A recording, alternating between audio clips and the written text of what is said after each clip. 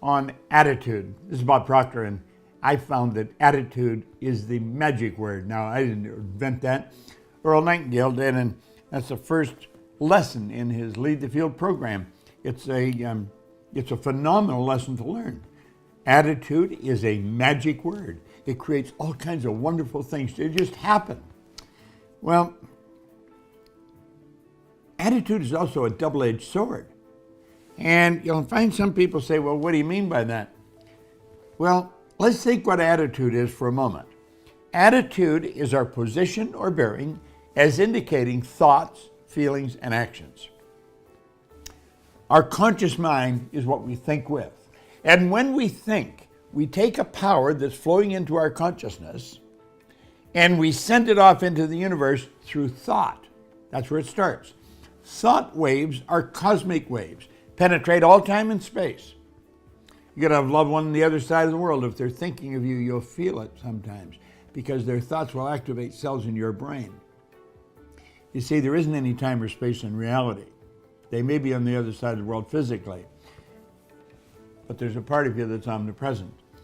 So when we talk here about attitude being a double-edged sword, I think Emerson said the law of cause and effect was the law of laws. That says action, reaction are equal and opposite. So whatever thought you send out, that's what's coming back. As a matter of fact, you send good energy out, you'll take on an equal amount of like energy simultaneously with sending it out. That's how it works. You see, as the energy flows in, it turns into whatever we decided it'll turn into. And if we're thinking good thoughts, then automatically the energy coming in becomes good thoughts. What you send out, you take on. The energy you send, you receive. You take on an equal amount of like energy simultaneously with sending it out. So your thoughts then set up your feelings. We said that attitude is thoughts, feelings, and actions. The feeling is conscious awareness of the vibration you're in. It's not just on a conscious level you're thinking. Now you've internalized those thoughts, so you put your entire being, mind, body, into a vibration. Well, if that's the vibration you're in, that's the vibration you're sending out, that's what the universe is going to send back.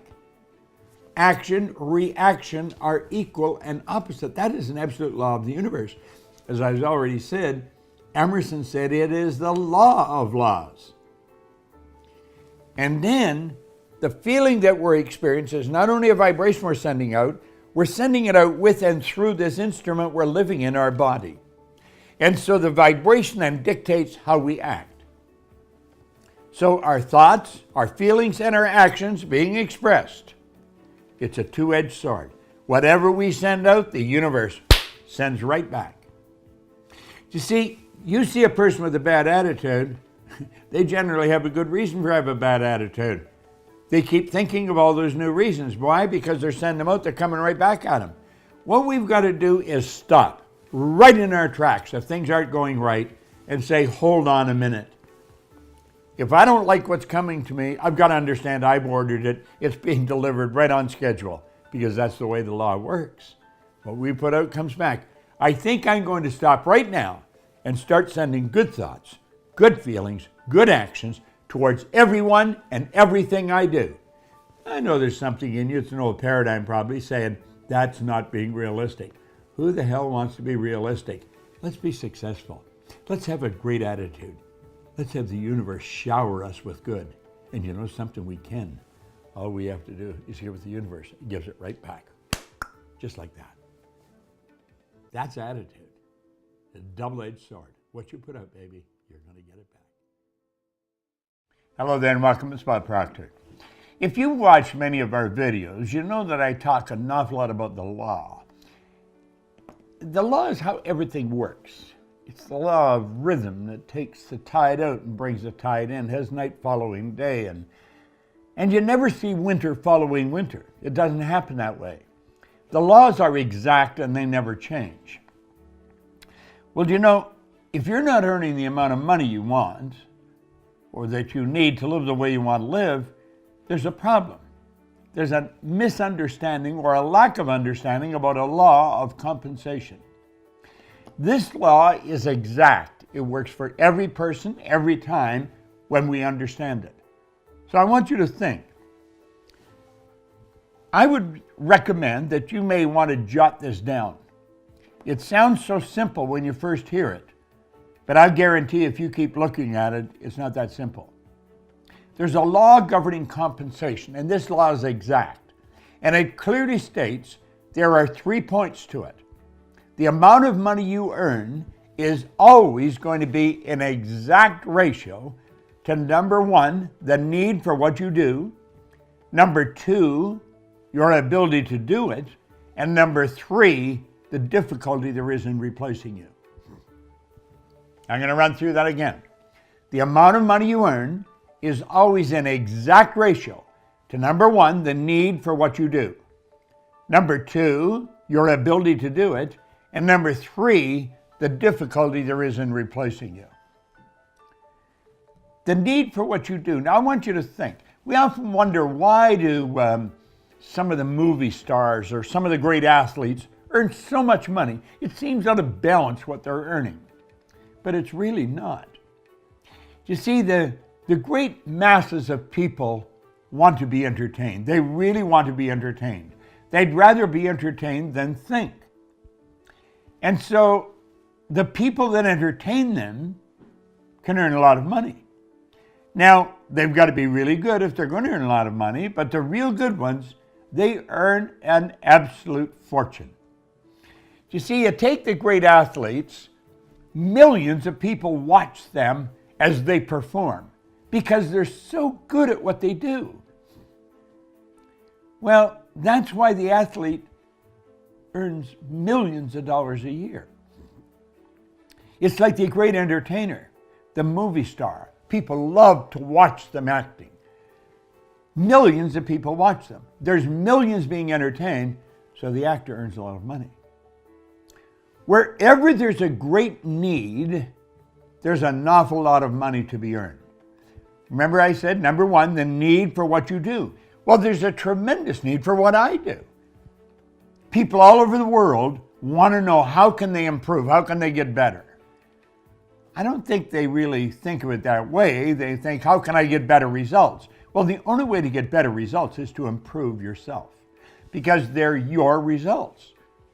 So if you really want to improve your income, improve what you're doing. Now, a person that's, let's say, with one of those big jackhammers on the road that's just shaking the living daylights out of them, they're breaking through concrete or something, you'd think they'd earn a lot of money. It's such hard work. The truth is they don't earn very much money because there's not a great need for people to do that. Is there a need? Yeah, there is, but not a great need. So think. The need for what you do, that's number 1. If there's not a great need for what you do, I don't care how good you are at it, I don't care how hard you work, you're not going to earn a lot of money. The amount of money you earn is the exact ratio to the number 1, the need for what you do. Now, number 2 is your ability to do it. If there's a great need for what you do and you become very, very good at it, you're going to earn a lot of money. There's a great need for what I do, and I'm very good at it.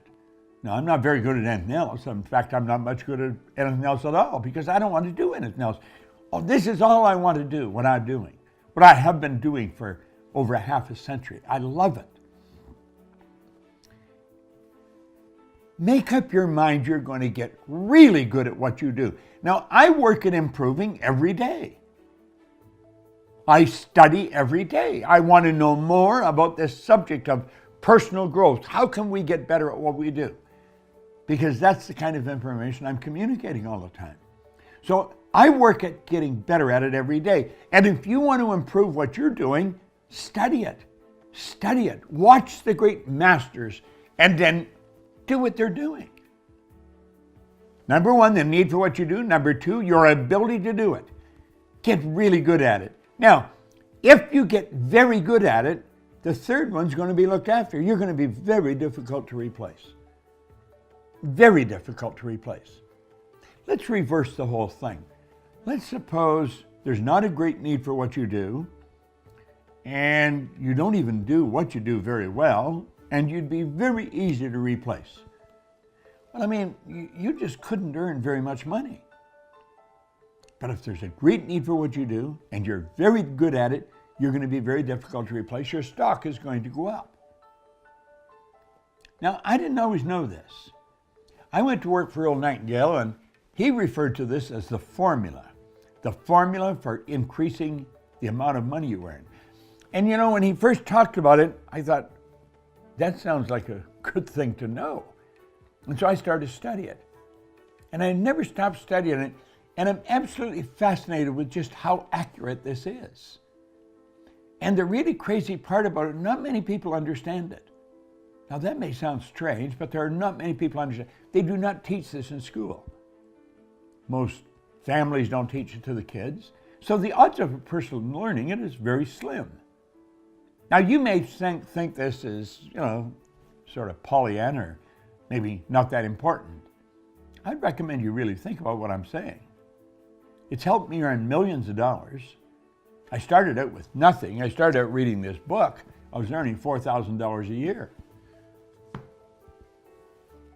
Within a year, I had multiplied what I was earning by over 40 times. Now think, there's no end to what you can earn. There's no end to what you can do. If you really want to multiply your income, pay attention to this law. I will repeat it once more. The amount of money you earn is always going to be in exact ratio to number one, the need for what you do, number two, your ability to do it, and number three, the difficulty there is in replacing you. It's a great law. It's one that we want to make certain all our children understand. It's one that we want to adhere to. Multiply your income. This is Bob Proctor. Thank you. Hello there and welcome. I'm Bob Proctor, and I'm going to share an idea with you that could be worth its absolute weight in gold if you study it. Now, I've been studying it for a long time. I learned it way back in 1961, and it has fascinated me ever since then. I want you to think of this for a moment. About 3% of the population are real big winners. 97% of the population are not. Do you know that people are struggling all their life? You see it with their income. They struggle with trying to earn enough money. They're fighting for better health all the time. They're trying to get a better job. They're trying to build their business. And what is the basic ingredient behind all success? It's attitude. Attitude. Now think about that for a moment.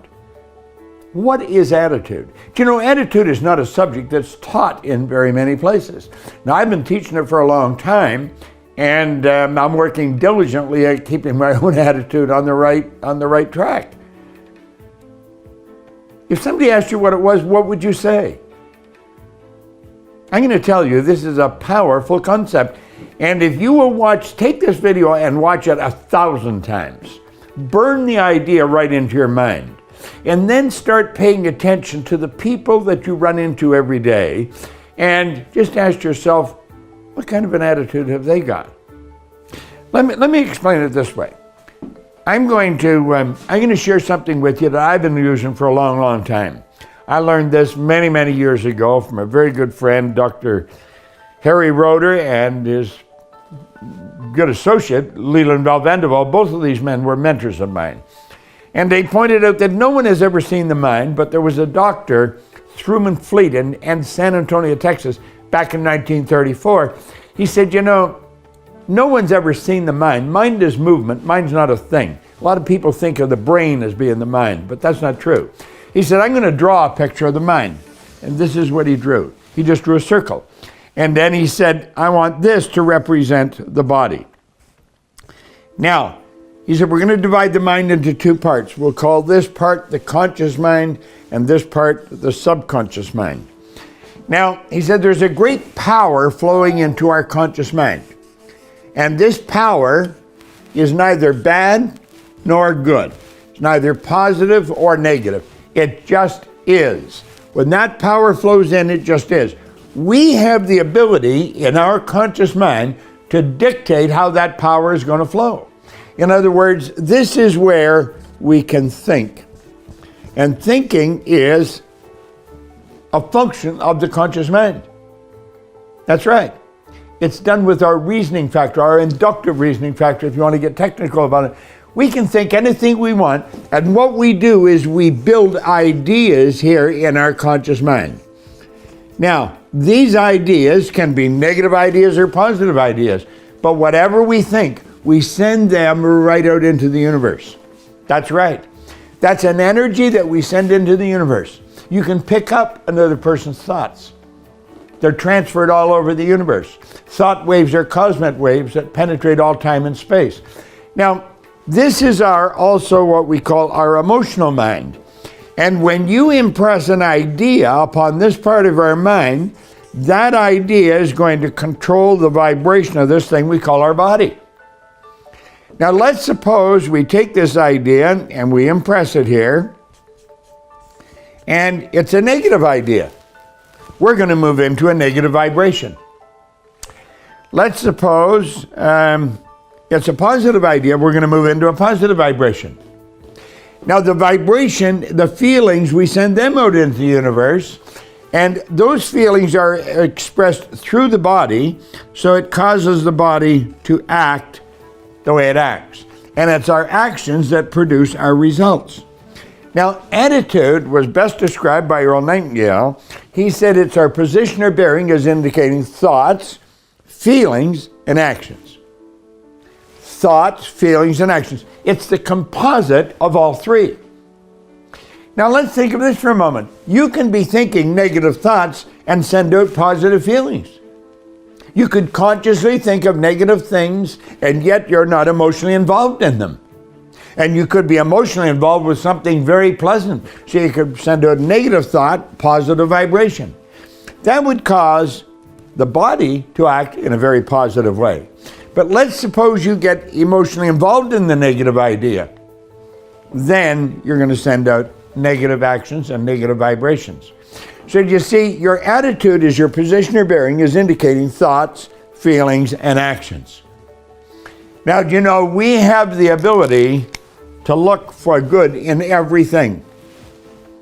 The people that focus on the positive, they are going to win. The ones that are looking at what's wrong all the time, they are going to lose.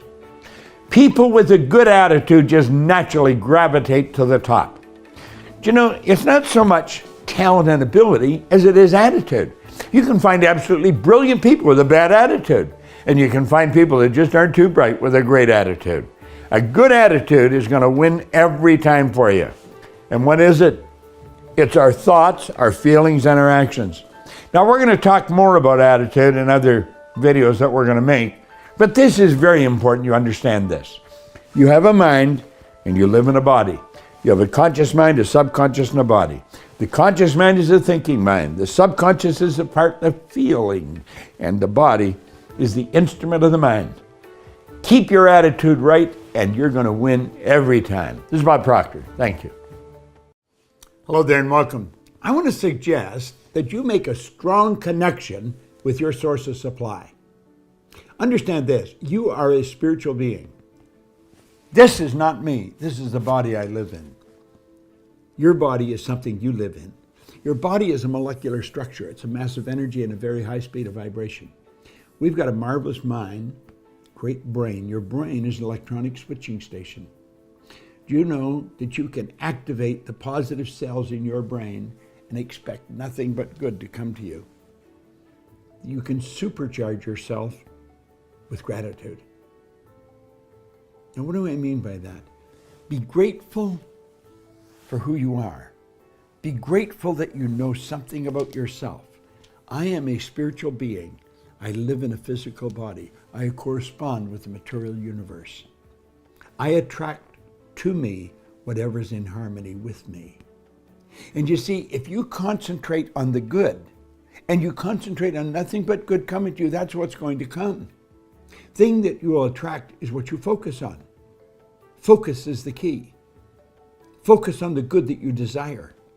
Start to see it coming into your life. And a couple of times a day, sit down, just get in the habit of doing it. It's like eating or brushing your teeth. In fact, you may hook this habit up with brushing your teeth or eating. Let yourself relax and give thanks for all the good that's coming into your life. and see all the good that you want coming into your life. But have a deep feeling of gratitude. Be grateful. Think of it. I was in a restaurant one day and it struck me. They have gratuity. It comes from gratitude. Gratuity comes from gratitude. And you leave a gratuity. It's a tip to let them know that you're grateful for the service that you received. Well, be grateful for all the good that's coming into your life. And sit down and mentally let yourself get into that vibration and do it frequently. You can turn it into a habit. A habit is something you do without giving any conscious thought to it. You get dressed by habit. Comb your hair, shave, put your makeup on. It's all done automatic. It's part of your paradigm, part of your program. Make gratitude one part of it. Develop it. Have an attitude of gratitude. You'll be so glad you did. Hello there and welcome. This is Bob Proctor. What does the word budget do to your mind? Budget. You know, words are symbols, and every symbol has a corresponding image. Well, I'm going to tell you something. Budget does nothing positive to my mind. And I was asked if I would proctorize the concept of budget. Well, let me explain. Up until I was 26, I didn't even know the word budget or anything else. I mean, I was going nowhere, doing nothing. I was moving in the wrong direction. And then I was given this book. And I've told this story many times. The man said, if you do exactly what I tell you do what this book suggests, you can have anything you want. Well, he had my attention.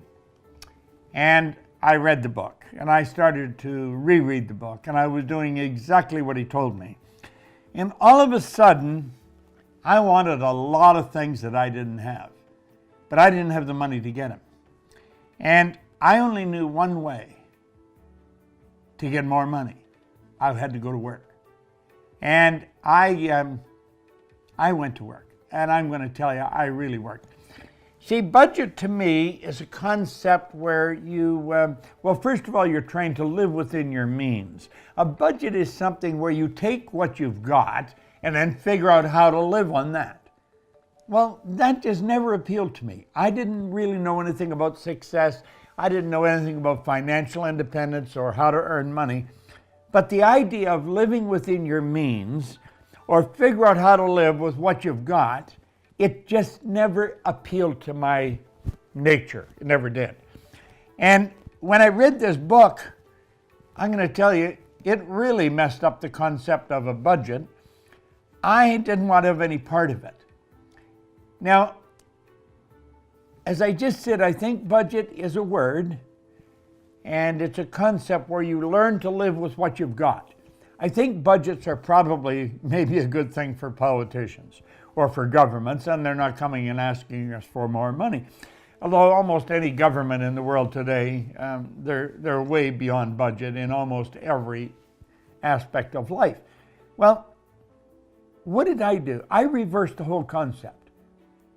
Now, of course, this book taught me to reverse almost everything in life anyway. If only 3, 4, 5% of the population are going in the right direction, well, that means 95% are going in the wrong direction. So if you want to win, go and do exactly the opposite of what almost everybody's doing. Now, I went to work with Earl Nightingale. I listened to his recordings for a long time, and that's essentially what he said.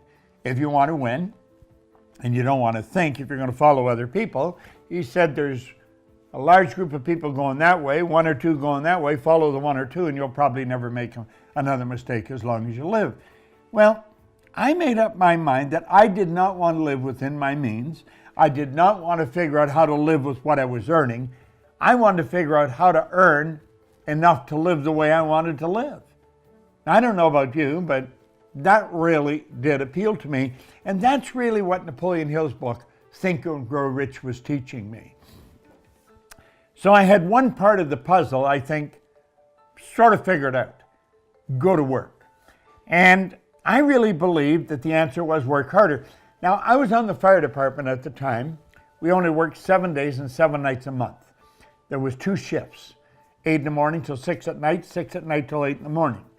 And when we were on the night shift, we could make our bed and go to bed. If there was no fires, we'd sleep all night. So we'd get up. I was virtually retired. And I worked 7 days a month, and from 8 till 6. So that left me a lot of free time. Now, periodically in the middle of the night, somebody would start a fire. I always thought it was rather inconvenient, but we had to go and put the fire out, so we had to work at night. But for the most part, I was in a slow haul. We'd worked about 7 days a month. So I had a lot of free time. And I was reading this, and I've told the story many times. Somebody said there's good money cleaning offices. I said, I'm not proud, I'll clean offices. Now the idea, and he told me, the man that told me this, he said, but clean them for yourself, don't work for somebody else. So I had to borrow some money, and I bought a used floor machine, some buckets, some mops, and I started to clean offices. And now I was earning some extra money. Then somebody wanted some painting done, so I started to paint houses. And I painted outside of houses, inside of houses. If I needed maybe $90, I'd think that's a bedroom to paint. Or the outside of a house, maybe $150. Well, this is back in the early 60s. But I had everything, I judged it how much I could earn by doing certain things. I remember I was visiting some relatives, and they were in an apartment building. They had a little balcony that we'd sit outside. Now they had a couple of lawn chairs on the balcony, and I remember a cocoa mat on the floor. And I thought, this is kind of nice, but there's something missing. And I thought, they don't have a garden. There's no garden. And, you know, if you're sitting in your backyard, you're looking at flowers. So I thought, I got the idea all of a sudden of making a flower box that hangs on an apartment balcony. So I built apartment planters. And I was selling apartment planters. I'm making them and selling them, and I was doing pretty good at it. I was cleaning offices, and I was painting houses. There's friends of mine that had a variety store, and they were complaining one time because they never got any time off. I said, I'll come over and fill in for you every now and then. I got $1 an hour. I told them it was to help them. It was for the $1 an hour. Now, what was I doing? I was painting houses. First of all, I was fighting fires. I was painting houses, I was cleaning floors, I was making these apartment planters, and I was working in a variety store. All of this was to earn extra money. You see, I knew what it was costing me to live, and I wanted to live better. I had to earn more, and I had to earn more, and I had to earn more. And I was working a budget a little different than everybody. I didn't take what I had and figure out how I could live on it. I figured out how I wanted to live, and then I'd go out and earn the money to do it. I had the whole concept reversed. So if you're going to proctorize your budget, throw the budget away. But understand this, you've got to earn the money.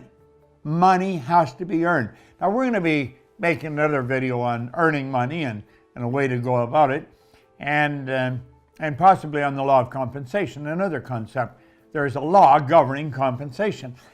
I had part of the answer figured out, but part of it I didn't have figured out at all.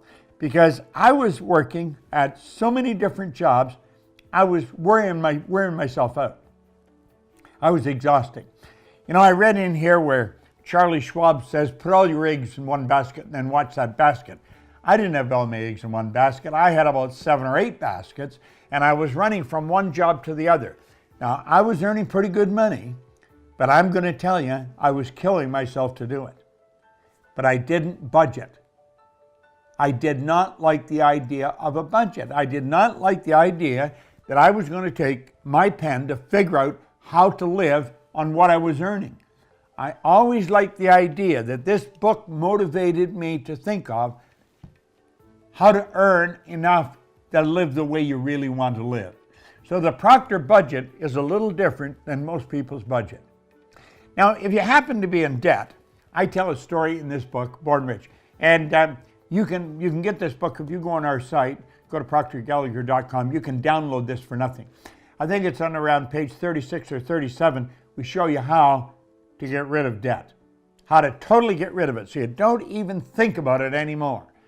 It's chapter 2 is how much is enough. How much is enough? Well, that's a good question. And you see, I had to keep asking myself because I did not want to live with a budget. I wanted to live a better life. Yusuf was telling me I had to live a better life. And I figured out All the money in the world is available to you. All you have to do is earn it. So the idea of sitting down and figuring out how to live in accordance with the amount of money I was earning, it did not appeal to me. It may appeal to you. It works for some people. Works for about 95% that want to stay out of debt. But for that other 5%, that group that I joined a long, long time ago, the budget, throw it away. Think of what you want to do, how you want to live, and then make up your mind you're going to do it. Now, I'm not telling you to follow the track I was on, where I was working at 6, 7, 8 different jobs. You keep listening. We're going to be teaching you how money's earned, how the wealthy do it, and we're going to be talking about the law of compensation. So you stay right here and find another video, and you're going to find it on how to earn money, and then another one, the law of compensation. But as far as the budget goes, get rid of it. I didn't like the idea if you want to win. If you want to live like the majority of people live, that stay within their means, do what they do. That's not proctorizing your budget. Proctorize your budget, burn the damn thing, get rid of it. Figure out how much you need to live the way you want to live, and understand this. All the money in the world's available to you. You know the song, Love is in the Air? Well, I've got another one. Money's in the air. All the money's available to you. All you have to do is earn it. Try it. You'll like it. I love reading this book. Think and Grow Rich. Look at cover's coming off. It's falling apart. Pages are literally falling out of it. And it's probably one of the best books that I've ever picked up. It's the first book I picked up.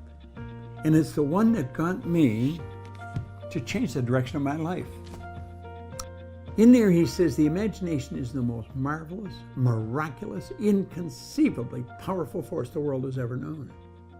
Now, the imagination is the mental faculty out of which visions arise. Visions. Pictures that we build in our mind. Most people don't use their imagination constructively. Most people use their imagination destructively. They imagine what they don't want. We've got to consciously and deliberately imagine what we do want. If we will take and sit down with a pen and ask ourselves, what do I really want? What do I really want? And write it down. And then make a written description of it in the present tense. Writing causes thinking. Thinking creates an image. And you get these images going, you're building a vision in your mind. It's the visionaries that's changed the world. Think of that. The fact that I can sit and look into this camera, and you can sit and look at me on your phone, or on your TV, or on your laptop. That was the result of somebody's vision. Do you know everything you've got, the clothes you wear, the house you live in, this microphone that's in front of me? It was all the result of somebody's vision. It's not an accident. You and I have a marvelous imagination. And everything starts with a vision. Van Gogh was asked how he did such beautiful work. He said, first I dream my painting, and then I paint my dream. What do you want to do in your life? Where do you want to go? What do you want to make happen? What do you want to make happen for between now and the end of the year? Think about it for a moment. Don't think of why you can't. Doesn't matter how much money you've got. Doesn't matter how much help you've got.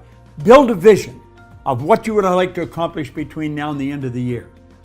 And then make a written description of that vision. Paint the picture with words. You can go either way with this. You can start writing the picture and it'll come on the screen of your mind. Or build a picture and then paint it with words. Vision. Vision is going to direct your life if you let it. Use it constructively. See what you want. Don't spend any time thinking of what you don't want. When you get a picture in here, make it big, make it beautiful. You'll be glad you did. I want you to think of the times when you just feel sort of crappy. Nothing's working. Nothing's working. You get cut off in your car. Somebody takes the parking space that you're waiting to get into. Life sucks. It just isn't working. Well, that's because you're not feeling good. When you're not feeling good, you are naturally just going to attract bad stuff to you. What is feeling? Feeling, conscious awareness, how you feel, is conscious awareness of the vibration you're in. And if you are not feeling good, you're in a bad vibration. Do you know that wham, just like that, you can change the vibration? This body you're living in is a molecular structure, and it's in a very high speed of vibration. Everything vibrates, nothing rests. People that are feeling good are in a good vibration. You can put yourself in a good vibration in a heartbeat. Music is a great medium to put you in a great vibration. I have, I believe, hear the music? I'll turn it up a little bit.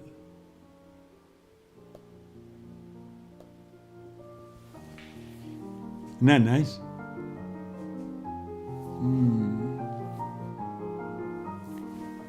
This music is playing all the time in my studio. All the time. I don't have it playing this loud. I've moved it up so you'll hear it. I have it playing very low. I have a button here on the edge of my desk. It's a button that's stuck on the desk. And I press that button, the music stops.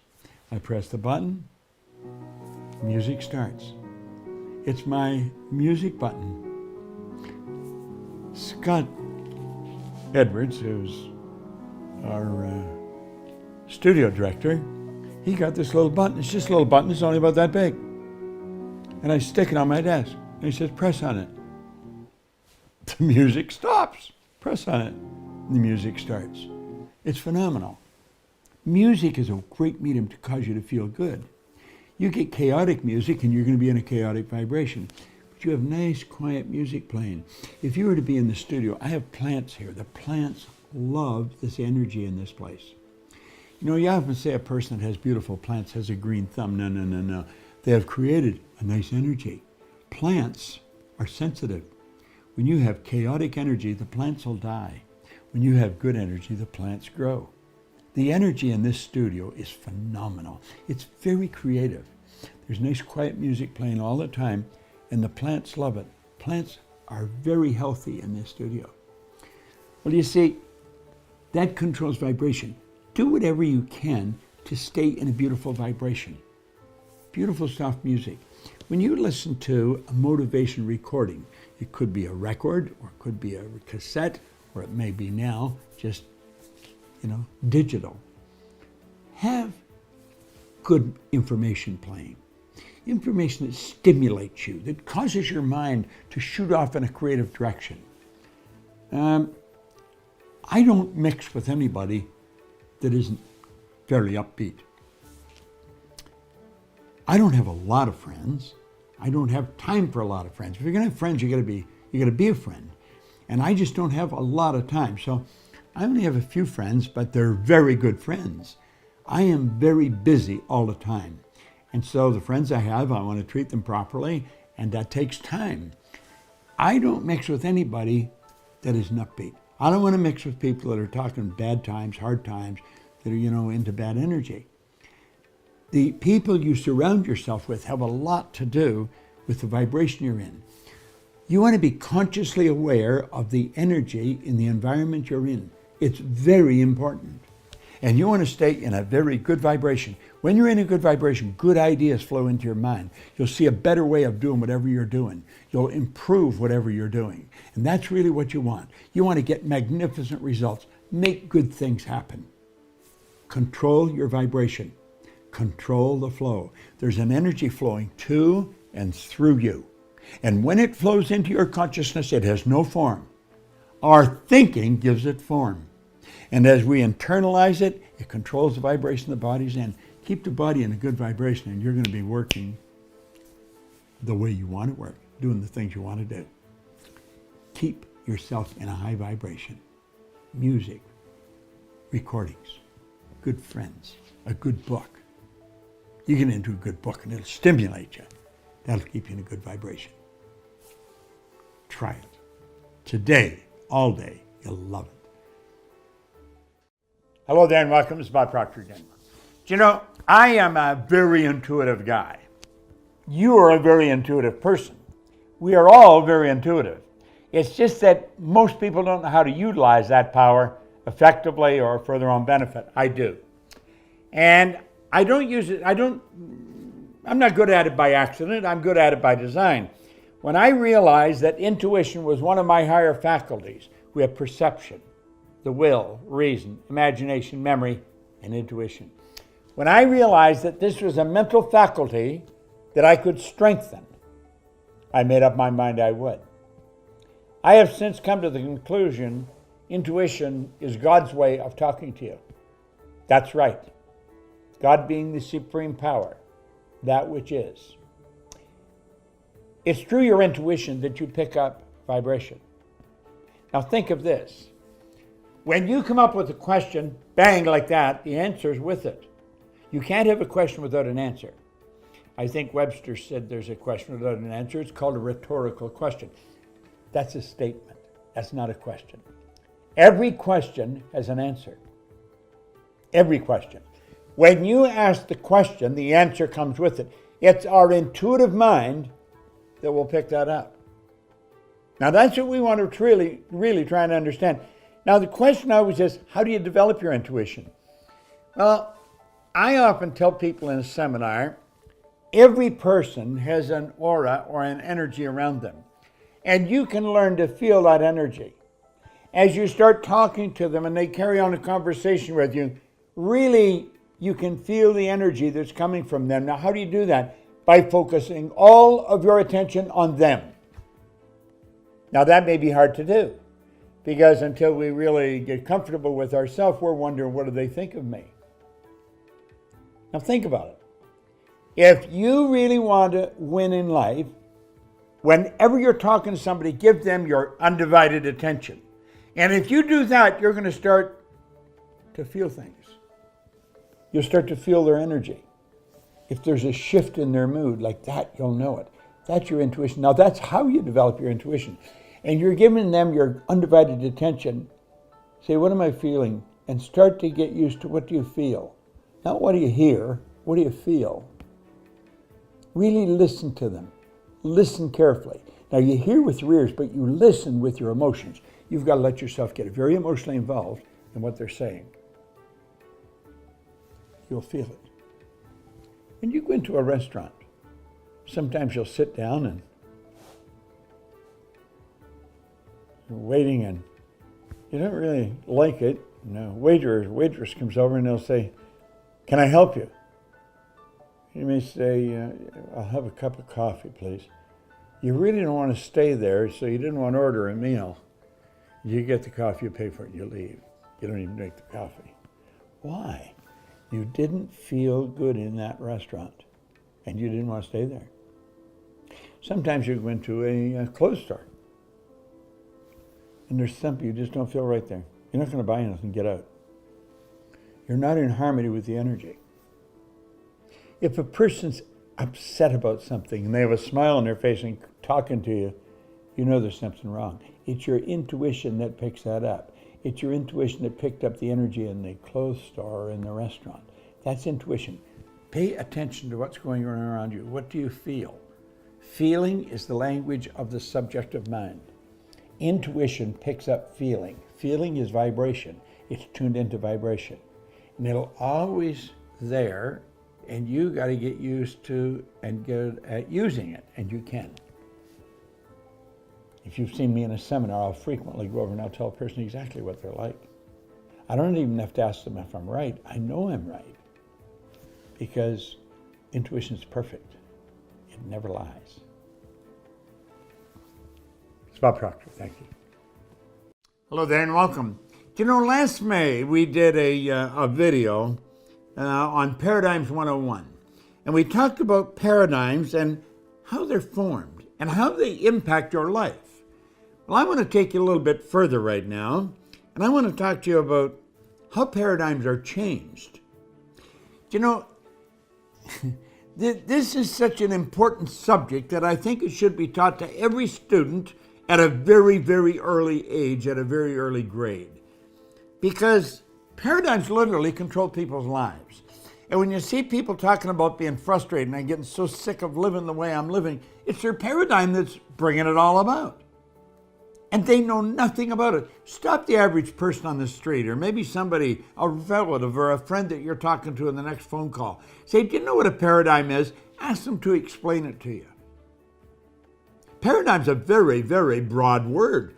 Do you know that countries have paradigms? Countries do.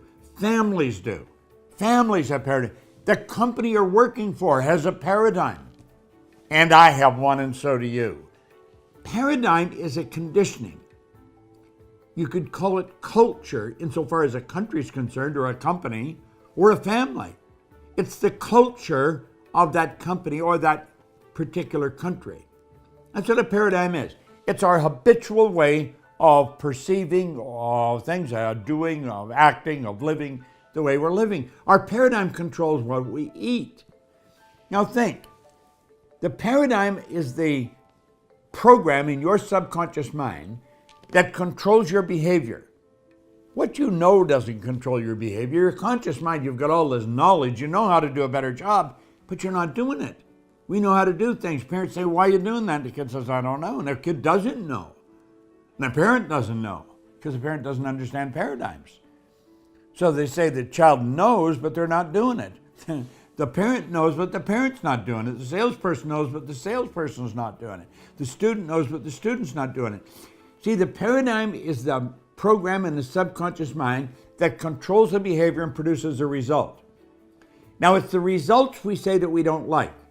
Let's suppose a result is that you sleep in every morning. You just have a terrible time getting up. And if you're sleeping in, if you're always late, I mean, that causes you all kinds of problems socially and mentally. It's just not good. So, but that's a result. You sleep in every day. You hit the snooze button and you go back to sleep. Now, I'm going to tell you what I want you to do. I want you to put the alarm clock a long ways away from the bed. And before you go to bed, you make up your mind you're going to do something before you go to sleep. As you're going to sleep, to say, tomorrow morning when I wake up, I get up. When I wake up, I get up. That's just the way it is. Tomorrow morning when I wake up, I get up. Now that's a command you're giving to yourself. And go to sleep with that in your mind. Tomorrow morning when I wake up, I get up. Now you got to get up to turn the alarm off, so you stay up. When your feet hit the deck, you stay that way. When you wake up, you get up. Now, by doing that over and over, a number of days in a row, maybe a week, 2 weeks, 3 weeks, 4 weeks, you're going to change the habit pattern. When you change the habit pattern, you've changed the paradigm. So you start out with the result you want and you say, what's causing it? And you change the cause of the result. So instead of saying, I love to sleep in, I'm going to hit the snooze button. I'm getting up. When I wake up, I get up. When my feet hit the deck, I'm staying up. And that's the way it is. So you take a look at the result you don't like and you change the cause. You change the behavioral pattern. Then work on another one. You shouldn't try and change more than 2 at a time. Gets a little heavy. You change your paradigm, you'll change your life. I changed mine. I went from struggling to success. I went from being broke all the time to becoming very wealthy. If I can do it, you can do it. If I can do it, anybody can do it. Do it. Hello there and welcome. Have you ever asked yourself why we think we have to work hard if we're going to win? It takes hard work, years of hard work. It's not good information.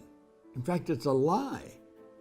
Stop and think of some of the people you know that have been working real hard for a long time and they're not winning at all. They're broke. They're renting a place to live. They don't own their own home. They're probably driving a used car. Down south they say that dog won't hunt. The idea of working hard is silly. It's silly. Listen, I want you to think of what this book is. This is Napoleon Hill's book, Think and Grow Rich. He writes in here, there are 30 major causes of failure. There's 13 principles of success. Now listen to this. He said, if you are one of those people who believe that hard work and honesty alone will bring riches, perish the thought, because it is not true. Riches, when they come in huge quantities, are never the result of hard work. Riches come, if they come at all, in response to definite demands based upon the application of definite principles and not by chance or luck. Riches come, if they come at all, in response to definite demands based upon the application of definite principles and not by chance or luck. In other words, you got to find a demand, you got to find a need and fill it. You got to follow certain success principles if you want to win. All the principles are outlined here. We teach all the principles here at Proctor Gallagher Institute. I have been studying these principles and working with them now for 59 years. As a matter of fact, we've got the principles of prosperity, or the 13 principles. It's a video program. We outline them, you'll see it. It's a powerful program. If you listen to the principles of prosperity every day, all year, I guarantee you, your income would change. You see, look at, see this stuff here? You know,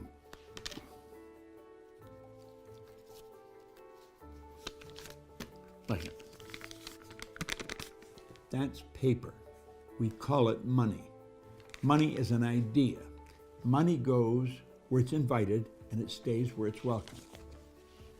The idea that you have to work hard for this stuff is not true. Some of the people that work the hardest are the ones that are in the least. Now think about it. I was reading where Taylor Swift, young gal singer, was the highest paid entertainer last year. She's doing what she absolutely loves. That's not hard work. I get very well paid. I'm doing what I absolutely love. The idea that you have to work hard is silly. When you love what you're doing, you'll never work again. See, I see work as something that you're doing that you don't enjoy and you don't want to do. And takes a lot of energy. Think. You see, we teach the principles of success. We teach them. All of our programs are based on the principles of success. This man that wrote this book, spent his entire life studying 500 of the world's most successful people. He became intimate friends with people like Henry Ford and Thomas Edison, Harvey Firestone. Became intimate friends with them. They were doing what they absolutely loved. They changed the whole world. Ford put us on wheels. Edison illuminated the place. They were doing what they love, and they earned millions. What do you love doing? Quit working and start doing what you love, and you'll never work again. Now you think about that for a while. I'm telling you, I know what I'm talking about. A lot of things I don't know, but this isn't one of them. I do know this. I've studied it every day, my entire adult life. And I went from being very unhappy and very broke to being very happy and very wealthy. It's like Sophie Tucker says, I've been rich and I've been poor. Rich is better. You don't have to work hard. When you're doing what you love, you don't work at all. Think about it. It's Bob Proctor. Thank you. Calmness of mind is one of the beautiful jewels of wisdom. It is a result of long and patient effort in self-control. Its presence is an indication of ripened experience and of a more than ordinary knowledge of the laws and operations of thought. A man becomes calm in the measure that he understands himself as a thought-evolved being, for such knowledge necessitates the understanding of others as a result of thought. And as he develops a right understanding and sees more and more clearly the internal relations of things by the actions of cause and effect, he ceases to fuss and fume and worry and grieve, and he remains poised, steadfast, serene. The calm man, having learned how to govern himself, knows how to adapt himself to others, and they in turn reverence his spiritual strength and feel that they can learn from him and rely upon him. The more tranquil a man becomes, the greater is his success, his influence, his power for good. Even the ordinary trader will find his business prosperity increase as he develops a greater self-control and equanimity. For people will always prefer to deal with a man whose demeanor is equable. The strong, calm man is always loved and revered. He's like a shade-giving tree in a thirsty land, or a sheltering rock in a storm. Who does not love a tranquil heart, a sweet-tempered, balanced life? It does not matter whether it rains or shines, or what changes come to those possessing these blessings, for they are always sweet, serene, and calm. The exquisite poise of character, which we call serenity, is the last lesson of culture. It is the flowering of life, the fruitage of the soul.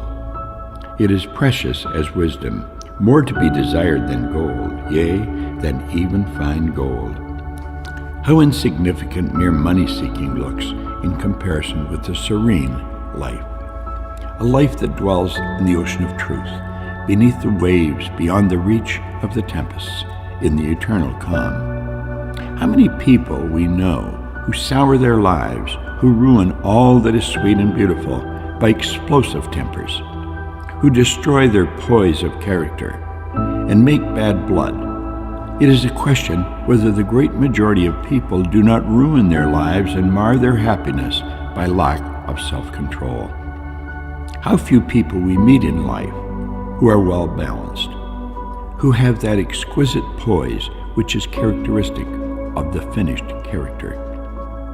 Yes, humanity surges with uncontrolled passion, is tumultuous with ungoverned grief, is blown about by anxiety and doubt. Only the wise man, only he whose thoughts are controlled and purified, makes the winds and the storms of the soul obey him. Tempest-tossed souls, wherever you may be, under whatever conditions ye may live, know this: in the ocean of life, the isles of blessedness are smiling, and the sunny shore of your ideal awaits your coming. Keep your hands firmly on the helm of thought. In the bark of your soul reclines the commanding master. He does but sleep. Wake him. Self-control is strength. Right thought is mastery. Calmness is power. Say to your heart, peace, be still.